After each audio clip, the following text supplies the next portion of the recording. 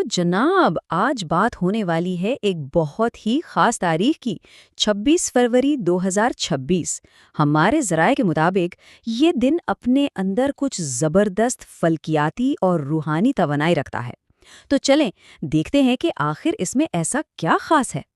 تو اس دن کا جو مرکزی خیال ہے نا، وہ ہے موقع اور خوشحالی۔ جیسا کہ ہمارے ماخذ میں بتایا گیا ہے، یہ دن ایک امید بھری روشنی لے کر آ رہا ہے۔ یہ کوئی عام جمعرات نہیں ہونے والی۔ سوال یہ ہے کہ آخر اس دن کو اتنا خاص کیا چیز بناتی ہے؟ بھئی اس کا جواب آسمان میں سیاروں کی پوزیشن میں چھپا ہے۔ آئیے ذرا ان بڑی توانائیوں کو سمجھتے ہیں جو اس دن کو ایک بالکل منفرد کردار دے رہی ہیں۔ اچھا، اب جو سب سے مزے کی بات ہے نا، وہ ہے ان دو طاقتوں کا امتزاج۔ ایک طرف تو جمعرات کا دن ہے جس پر مشتری کی حکمرانی ہے، یعنی خوش قسمتی لانے والا سیارہ، اور دوسری طرف چاند اپنے سب سے طاقتور مقام برج سرطان میں ہے۔ اس سے ہمارے اندرونی احساسات اور انٹیوشن یعنی وجدان بالکل عروج پر ہوں گے۔ یہ ایک بہت ہی زبردست اور سازگار کمبینیشن مانا جاتا ہے۔ اچھا، یہ سمجھنے کے لیے کہ مشتری اتنا اہم کیوں ہے، ہمیں فائدہ بخش سیارے کی اصطلاح کو سمجھنا ہوگا۔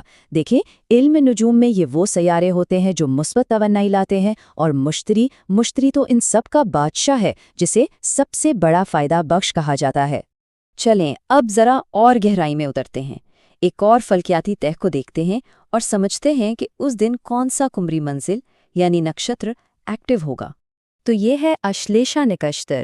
اس کی علامت ایک کنڈلی مارے ہوئے سانپ کی ہے، جو گہری بصیرت اور نفسیاتی سمجھ بوجھ کی طرف اشارہ کرتی ہے۔ اس کا سیدھا سا مطلب یہ ہے کہ اس دن ہماری اندرونی سمجھ بوجھ، ہماری چھٹی حس بہت تیز کام کرے گی۔ تو اس توانائی کا ہماری زندگی پر کیا اثر پڑے گا؟ جیسا کہ آپ دیکھ سکتے ہیں، وجدان تیز ہو جائے گا، دوسروں کی چالاکی اور دھوکہ دہی کو پہچاننے کی صلاحیت بڑھ جائے گی۔ یہ دن روحانی شفا کے لیے بہت اچھا ہے، اور بزرگوں سے کچھ سیکھنے کے لیے تو یہ ایک مثالی دن ہے۔ اچھا، تو یہ تو ہو گئی جنرل بات۔ اب دیکھتے ہیں کہ اس کا ہر برج پر یعنی ہر زوڈیاک سائن پر کیا اثر پڑے گا۔ ٹھیک ہے، تو اب ہر برج پر ایک نظر ڈالتے ہیں۔ حمل والوں کے لیے کیریئر کا کوئی مسئلہ حل ہو سکتا ہے۔ سور والوں کو کمیونیکیشن سے کامیابی ملے گی۔ جوزا والوں کا رکا ہوا پیسہ واپس آ سکتا ہے۔ سرطان والوں کا وجدان بہت تیز رہے گا، بس اپنا خیال رکھیں۔ اسد والے اپنے اخراجات پر نظر رکھیں۔ سنبلہ والوں کی آمدنی میں اضافہ ہو سکتا ہے۔ میزان کے لیے نوکری کی کوشش کرنے کا بہترین دن ہے۔ عقرب والوں کی قسمت تو بہت ہی بلند رہے گی۔ قوس والے ذرا دوسروں پر بھروسہ کرنے میں احتیاط کریں۔ جدی کے لیے پارٹنرشپ میں ہم آہنگی رہے گی۔ دلو والے دشمنوں سے محفوظ رہیں گے اور صحت بہتر ہوگی۔ اور آخر میں حوت، ان کی تخلیقی صلاحیتیں عروج پر ہوں گی۔ تو صرف پیش گوئیاں ہی نہیں ہیں، بلکہ اس دن کی مثبت توانائی کو اپنی طرف کھینچنے کا ایک عملی طریقہ بھی بتایا گیا ہے۔ آئیے اس پر بھی ایک نظر ڈالتے ہیں۔ تو یہ ایک بہت ہی سادہ سا 4 قدموں کا روحانی عمل ہے۔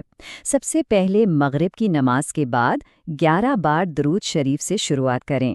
اس کے بعد ایک خاص ورد پڑھنا ہے، اور پھر آخر میں دوبارہ 11 بار درود شریف پڑھ کر اپنے گھر کے چاروں کونوں میں پھونک مار کر دل سے دعا کرنی ہے۔ اس عمل کا جو مرکزی حصہ ہے وہ ہے یہ ورد، یا رزاق یا وہاب۔ یہ اللہ تعالیٰ کے 2 بہت ہی خوبصورت نام ہیں، جن کا مطلب ہے عطا کرنے والا اور سب کچھ دینے والا۔ یہ نام براہ راست فراوانی اور رزق سے جڑے ہوئے ہیں۔ اور جو چیز اس عمل کو مزید خاص بناتی ہے وہ ہے اس ورد کو پڑھنے کی تعداد۔ ماخذ کے مطابق اسے ٹھیک 313 بار پڑھنے کا مشورہ دیا گیا ہے۔ یہ کوئی عام عدد نہیں ہے، کئی روحانی روایات میں اس کی خاص اہمیت ہے، جو اس عمل کی طاقت کو اور بڑھا دیتا ہے۔ اور یہ سب کچھ ہمیں ایک بہت بڑے اور دلچسپ سوال پر لا کر چھوڑ دیتا ہے کہ یہ قدیم فلکیاتی اور روحانی عقائد آج بھی ہمارے اعمال اور ہماری امیدوں پر کس طرح اثر انداز ہوتے ہیں۔ یہ ایک ایسی بات ہے جس پر واقعی غور کرنا چاہیے۔